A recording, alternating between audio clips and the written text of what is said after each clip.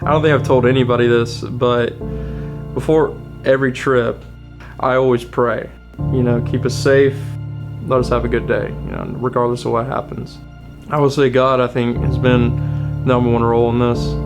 You know, God put me where I'm at, and I'm very thankful that He put me in this situation because, you know, being out in the outdoors and seeing His creation, it's not many people get to see what I see every day for a job, and I'm very thankful for it. When it's not in use, make sure there's no arrow in it, okay? So there you go. I don't trust anybody with this thing until I can trust myself with it. That's right. Hey, that's a good rule of thumb. Yeah. Okay?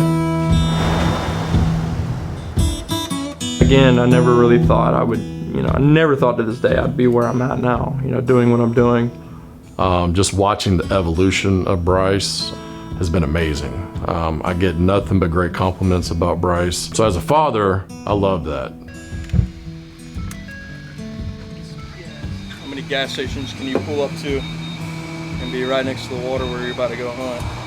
My senior year, when I'm 17, you have to be 18 legally to get your captain's license, but when I was 17, I went in and took the test, passed it, and whenever I turned 18, got my captain's license, and I've been doing it ever since I got out of high school. Even before high school, when I was 18, I was doing trips. And started out small. So in the beginning, in 2019, it was myself, Brice, and Trent. Of course, small, humble beginnings, and we provided great service, and you know, quickly, you know, evolved from there into now we've got multiple captains, close to 10 captains and guides that work for Williamson Outfitters.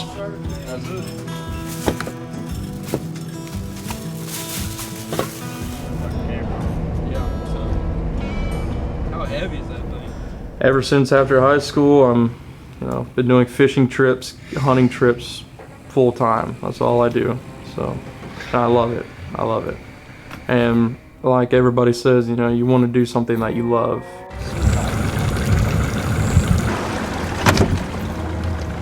And hunting and fishing on public land is just super competitive. Again, we don't have the luxury of having private land to target some of the species that we target.